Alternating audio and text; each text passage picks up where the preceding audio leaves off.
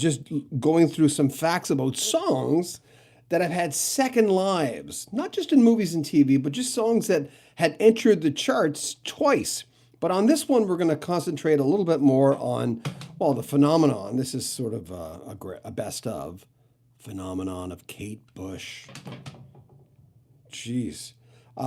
Kate Bush made a rare public announcement today. And she doesn't do this an awful lot because she just doesn't. And she doesn't lend her music to a lot of films. It's just a thing she doesn't do. And everyone's heard about this. Stranger Things, Running Up That Hill, has been used as sort of an anthem, a mantra, a protection for a character, Max Wayfield, played by Sadie Sink, in this great TV series, which I've been watching since the very beginning. Stranger Things to me is the reason I like Netflix. Hi, Melody. It's not for everyone, for sure. This is the darkest season of this series. It's really dark. I've heard some people say it's scary. I don't get spooked that easily, but I can understand why people might say that. So Kate Bush, I'm glad this is happening to Kate Bush because Kate Bush is one of those artists that has always been known as an acquired taste, right? You can't just get into, she's got that voice right up there, right? I'm not trying to sound like Kate Bush, but she's up there. And I've had girlfriends through the years since that first album in 1978 who would say things like, I can't stand her voice, or I don't know her voice. It's the Geddy Lee thing all over again. But after a while, like a lot of things, it's not an acquired thing as much anymore when you listen to the music and the passion behind the music and how her music makes you feel. I didn't buy The Kick Inside in 78. A lot of my friends had it. I had the cassette of it borrowed through some of my friends. I didn't have it, but we're talking multiple platinum. She was partially discovered by David Gilmour. A lot of people have heard that. And I got onto it, like, The Kick Inside was released in the beginning of 78 in February. And then Lionheart was released in November, the sophomore album. And that's the album I bought. And it just blew me away, like England, My Lionheart. There was so many things on that album that just grabbed me. And I went, there's just something about this woman. Plus the fact that she was kind of dressed as a lion on the cover. And I fell madly in love with her. And I went, I want to be with a deep gal just like this. And she was. She was complicated. She was eccentric. And a lot of people didn't get it in the first wave. I don't know, the timing was wrong. And the good thing about streaming services, I say this all the time, is I know they don't pay the artists an awful lot of money. That's just a crime. That should be stopped. The only really good thing about streaming services is if you missed out on an album, you go back and you listen to it again, give it a second chance. Your ears are wiser now. You're a different person than you were when you were 18 years old. Either you've dumbed it down and you just want music from your past, or else you're curious or still curious about the old stuff that you used to listen to. So Lionheart, but my favorite from her was Never Forever. Babushka. Oh, Babushka, Babushka. That was released in 1980. I was out of school by then, and she just blew me away. So for Kate Bush fans, this is sort of a celebration that Stranger Things and this character would use this music to stay away from the main bad guy. I don't want to give anything away, because in the season 4, I'm not saying anything, don't get me wrong. At the end of the first episodes of season 4, you find out who the bad guy is. And you find out about a lot of people's backgrounds, which makes you really curious about what's coming up. Before we get to the other hits, let me just say that let me just point out with Kate Bush, Wuthering Heights was a number 1 song in Australia, UK. It didn't chart in Canada. Ireland, it was number 1. In the United States, as he crosses his hands, 108. It didn't really happen for her for a little while after. The Man with a Child in His Eyes, which is from that album as well, was number 6 in the UK, Ireland number 3, 85 in the US. things started changing for her around Running Up the Hill, Running Up That Hill. Running Up That Hill was a number 30 hit, number 3 in England, top 10 in most European countries. Cloud busting, you remember the video with Donald Sutherland where he's building this machine that creates clouds and thus creates rain. It's one of the greatest videos of all time. If you've not seen cloud busting, just please, even stop watching this video. Go watch it. It'll make you cry. There's just something about it that's really, really good. Against the man, they're working against the man. But she really didn't have, outside of that, any other U.S. hits. But the people who know, and we talk about, and these are you guys, the people who know really know when it comes to Kate Bush, how complicated she was and how out there she was. And she's an idiosyncratic girl. There's a lot of things to Kate Bush. So anyway, congratulations to Kate. I couldn't have happened to a nicer lady, but let me just tell you what she said. She made a rare statement about the resurgence of Running Up That Hill. Title song. Hold on a second. It's kind of like the title song of Stranger Things this season. So she says, it's featured song in Netflix, Running Up That Hill, which is being given a whole new lease on life by the young fans who love the show, and I love it too. Because of this, Running Up That Hill is charting around the world and has entered the UK chart at number 8. It's all really exciting. Thanks very much to everyone who has supported the song. I wait with bated breath for the rest of the series in July. Now, at the end of July, or the beginning of July, sorry, it comes back, which made me think about what other songs have had, well, other leases on life. Let me just move I gotta move there you go. These are songs that have entered the chart twice in Billboard. And a lot of these songs did that via a soundtrack. And you know some of the ones that's coming up. Chubby Checker, The Twist. That was a hit in 1960 and 1961, number 1 both times. I'm not sure if it was associated to a movie. As far as I know, it wasn't. Benny King, Stand By Me, which was, remember, Stand By Me, the movie from the 80s. It was number 4 in 61 and number 9 in 1986. The Contours, Do You Love Me? Another soundtrack, Dirty Dancing. Do You Love Me was number 3 in 62 and number 11 in 1988, thanks to Dirty Dancing. Boris Pickett and the Crypt Kickers, Monster Mash. I'm not sure if that was that was being played on a lot of different things. By the 70s, Halloween was starting to get popular again. It was number 1 in 62 and number 10 in 73. The Safaris' Wipeout had 2 lives, number 2 in 63, number 16 in 66. And then one of the ultimate movie songs, which didn't start that way, The Righteous Brothers' Unchained Melody. It reached number 4 in 1965, but then came Ghost. And, you know, when they're doing the sculpting thing. Number 13 in 1990. By the way, Aerosmith also had Dream On as a hit in 59 and 73, but it became a hit in 76. Queen, Bohemian Rhapsody, number 9 in 76, number 2 in 1992. Now, Bohemian Rhapsody was released as a double A-side with The Show Must Go On, January 1992. But following Freddie's death, it got back on the charts. Benny Mardones is another one, Into the Night. Remember that? I remember playing a different version of that, because I grew up with that song, on 14C Fun, this classic station in Vancouver that I had the honor of working on. And I remember going to the music director's office, Clara, and saying, this is not the version. And she said, no, we're playing this for... Anyway, so it was number 11 in 1980 and number 20 in 1989. Another one, thanks to media.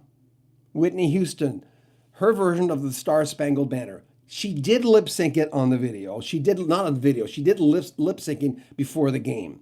But she sang it like that, one take in the studio. So even though she was lip syncing because of the conditions, that was her singing it. She had done that. I talked to Bill Schnee, who was, of course, a famous engineer, and he was talking about I Will Always Love You, which is the next one on the list. And he was saying that when she had to sing that on The Bodyguard, first of all, they did it 3, 4 times before she got it. And then Kevin Costner goes into the portable studio where Bill Schnee was, and he looks at everyone in the studio because she couldn't get it. I Will Always Love You. And he looks at everyone and he says, she'll get it next time. And she did. Great quote. Look it up. Bill Schnee, I Will Always Love You, Rock History Music. He tells it way better than I do. Of course, that's a Dolly Parton song. But we'll go back to Star Spangled Banner. Banner. It's a charity single. After that was recorded by Whitney Houston to raise funds for the soldiers and families linked to the Persian Gulf War. And after September 2001, it was re-released and became a hit. So, Whitney Houston now, I Will Always Love You. Number 1 in 1992, number 3 in 2012. Following her death, of course, a lot of people wanted to hear, that song. I Will Always Love You topped the charts after her death on February 11th, 2012. Prince had 3 songs, Another Death Situation, Purple Rain, number 2 in 84, number 4 in 2016 when he died, When Doves Cry, number 1 in 84, number 8 in 2016 after he died. Prince, Little Red Corvettes, number 6 in 83, number 20 in 2016. So there you go. Songs that had, not all of them because of movies, but I think it's deserving. And I don't remember the last time I got news of any artist getting a second life that I was so happy with Kate Bush. And it's forced me to go back and not only listen to a greatest hits, a best of, like for instance on this one, Wuthering Heights, of course, you couldn't have a best of without that. Cloud Busting, The Man with a Child in His Eyes, Breathing, Wow. That's a great song. Man, I love that song.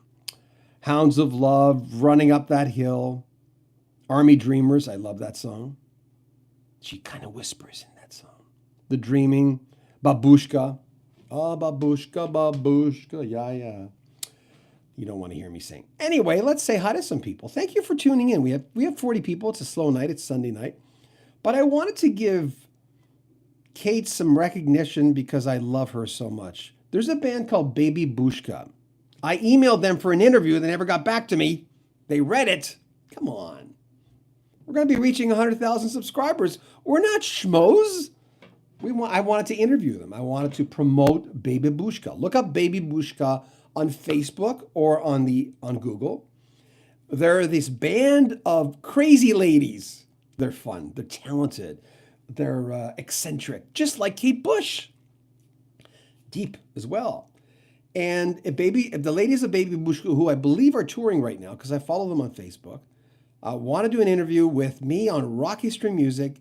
Please contact me on the About page, on the About banner thing on the top right-hand side. My email address is there. I would love to have you ladies as a guest on Rock History Music. So Baby Bushka does their renditions of Kate Bush songs. It's crazy. Like insane, really good. Anyway, let's say hi to some people. Awesome 1980. It's an epic video. It is. It really is. Cloud Busting. Never Ending Story from, I don't know what you mean by that. Michael W. Like her collaboration with Peter Gabriel, Don't Give Up. Yeah, from So. It was only a matter of time before they did something that grand together, right? El Terrifico. Ann Wilson is online too. No disrespect to Ann Wilson. I love Ann Wilson. Ann Wilson is one of my favorite people in the world, but she hasn't granted me an interview yet. Any of you Rock History Music people know Ann Wilson? Get on the phone. Tell her. John Beaudin from Rock History Music, no, I never met Gord Downing, wants to interview you. He's on your list. He's almost got 100,000 subscribers. In the next couple of months, we'll reach that. Melody says, my nickname is Unchained Melody. Woo. Tss. What the heck? JD, Into the Night, Benny Mardones was a great song in 1980. The original song was the best version. That's for sure. David Smith, do you think that she will get voted into the Rock and Roll Hall of Fame? Did she not get in? I thought she got in. Hold on, I have to look it up. There were so many names. Let's look it up.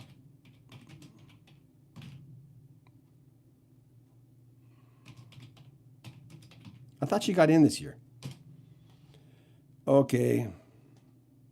No. Maybe not.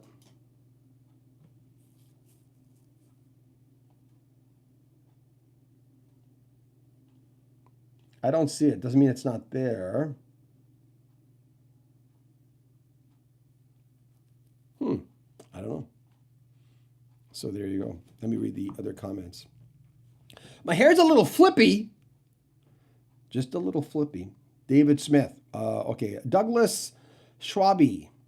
I know a guy named Andreas Schwabe. He's from Edmonton, and he is a big Kate Bush fan. I love running up that hill on Stranger Things. It's, by the way, if you haven't given Stranger Things, and people might think it's just a kid's thing, because Shannon, my wife, who's on here every Friday night, has a tendency to think of anything with kids in it that she doesn't want to watch it. And she's missing out, I think, on a lot of things. But you either like it, you can't force someone to watch something, or can you? Oh, sorry. Al Terrifico, things are bad when Baby Bushka won't return your calls. Oh, you're really funny. Baby Bushka.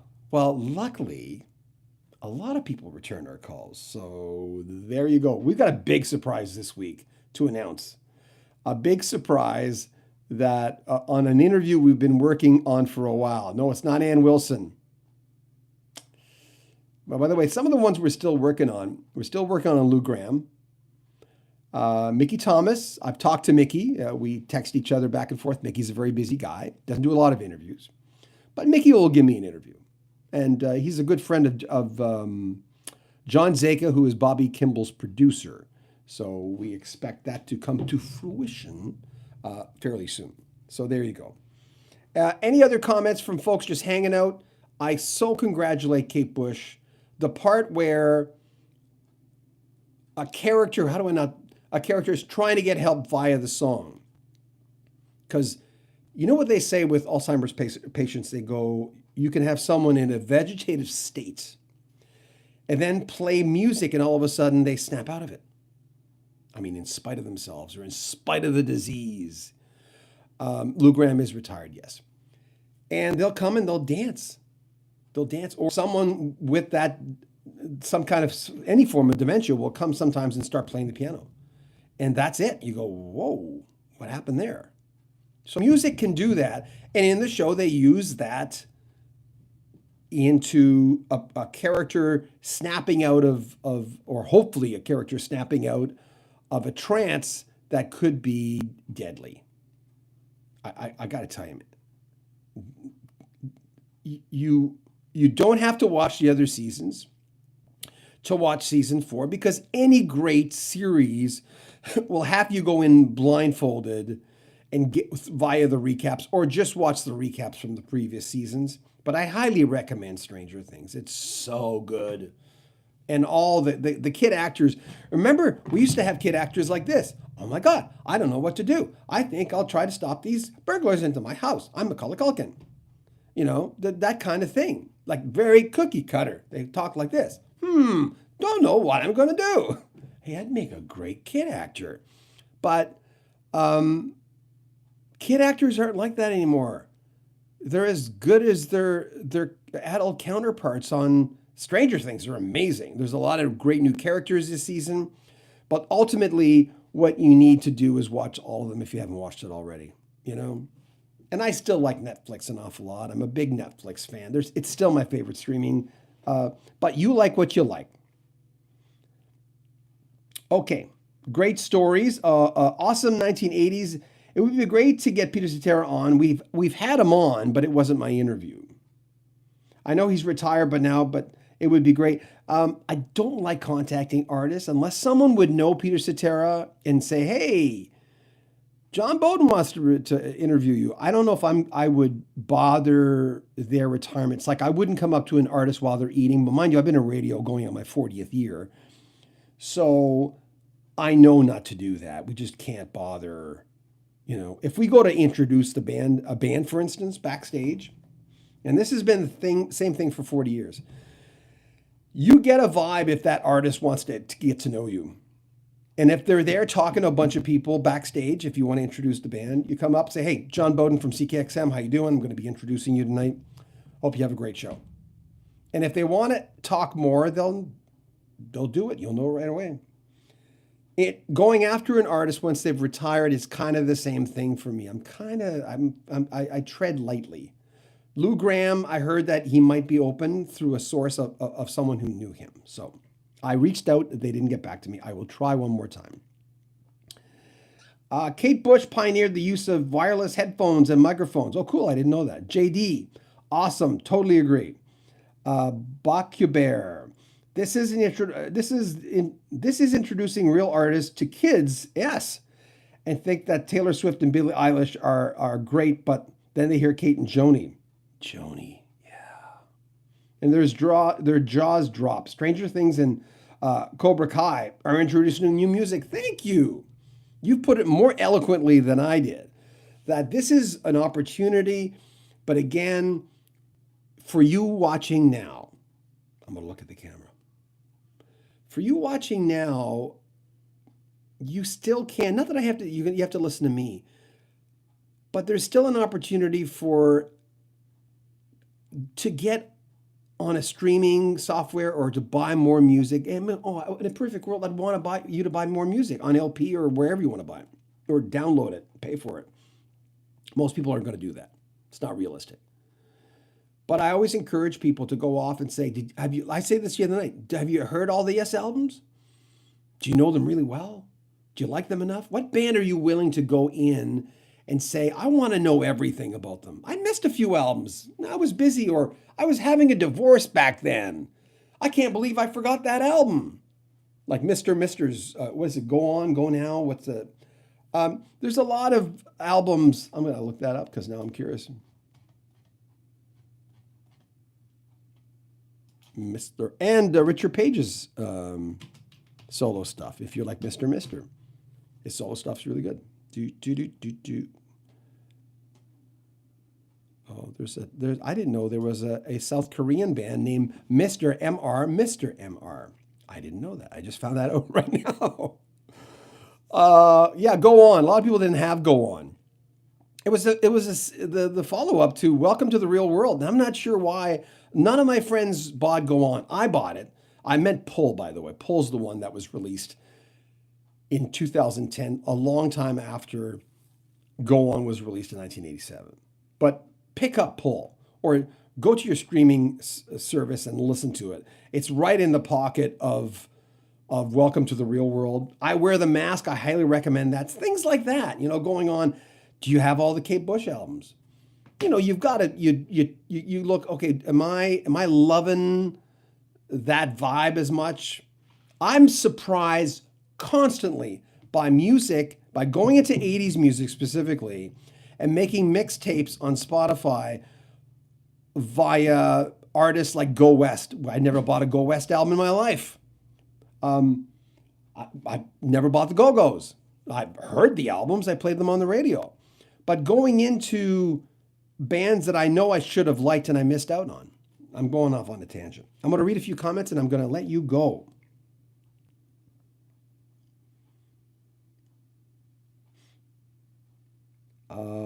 You're right, Soulful Music 100. I had Kate trademark headphone mic. Oh, cool. James Bashir. Hey, James.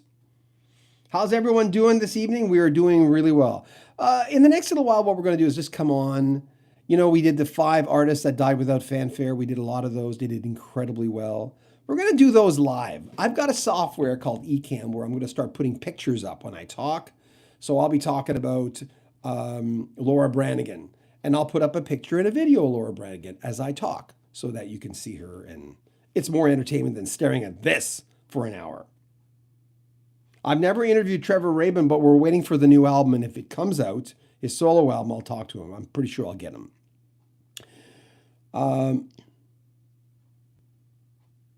Richard Stewart said Whitesnake got a huge boost from Old School.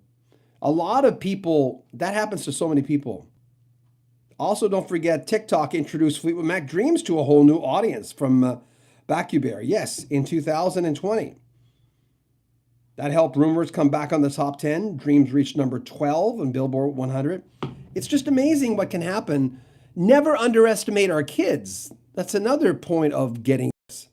Never underestimate the fact that they might just love something that you think they don't like, or maybe sometimes in spite of themselves. They just go, wow, I love this. Someone sometimes needs to be a catalyst like Stranger Things, or a rite of passage to say, this is cool, your favorite character likes this. Then all of a sudden the trajectory of what you like as a 14-year-old might change. And don't say that you never listened to things when you were a teenager that were perceived as being cool. And maybe not your favorite types of music, but for your wacky reasons of liking something just because it's cool, you go deeper into band, you start going, yeah, but they really are cool. Like, I don't know how many times that happened to Led Zeppelin. Not for me, I was a Zeppelin fan from way back, but for so many of my friends, I introduced them to Zeppelin. I say, hey man, you got to be into this band. You got to get into Zeppelin. At least you should know the songs. Don't be ignorant. And they'd listen to them, and eventually Zeppelin would grab them by the jugular and say, ha ha ha, welcome. That happens. So there you go. Thank you for everyone who came on tonight. Music, there's that old thing where Eddie Van Halen, there's a picture of him saying, hey, I'll always be alive as long as you listen to the music. Cliche, yeah, true. But you never have time in this freaking life to go back and listen to everything that, I'm not going to say should, well, I will say should. They should have listened to, or could have listened to is maybe a better way of putting it. There's just so much stuff out there. Even if you listen to something every single day, you never would have had a chance to listen to all the so-called great albums, So that's why I love this happening to the kids and to me. I was listening to, I've got a few Kate Bushes right up there and a few LPs, which got me listening again. I'm going, look, it happened at Old Fart Like Me. There you go. So thank you. Please, folks, before you leave, if you like our content, most of our content is not live interviews, but interviews. We're going to start doing live interviews, by the way. And if you like this kind of content, please subscribe. Like the video. I'm just going to watch it. People are going to like, for the folks who are watching, 28, thank you, went to 28. Please like our video. Subscribe to our channel. Share them with people. Shannon told me the other day, she said, you know what, you're very serious on a lot of your videos. I'm going, yeah, I know, but I'm doing a radio guy. She says, when you do live feeds, be more like who you are outside when you're doing your radio show. And I started realizing, oh yeah, I'm more demonstrative than I usually am. Just a different side of who I am. Because when I'm doing my show for Vancouver, for Move 103, which I do every single night, well, not every night anymore. It used to be every night. Now it's just 5 days a week. I have a vibe that I go into, so that's kind of what I do. But it's 10 o'clock Atlantic time. Thank you I hit like twice. El Terrifico. Hey, thanks. Thanks for having us. Awesome 1980s. Thanks, guys. Thanks for hanging out with us. As you know, we're going to be doing more live videos. We've got Joe Bouchard coming up. We've got Fee Waybill interview coming up. We're going to put the Klaatu interview up at last, and a lot of things. Oh, it's 2:00 in the UK. Is that right? Yeah, it would be, wouldn't it? Well, thank you very much for hanging out. And I've got some good lighting tonight. I don't know why. It's what's going on. I use these things. Little rings. Yeah, I use those. Anyway, thanks, guys. I've got my little pencil. I got my pencil. So good for the kids. Good for the kids. Good for Kate Bush. I talked to all three people, Terry Draper, John Woloschuk, and DeLong. Yeah. My memory's not as good as it used to be. Take good care, guys.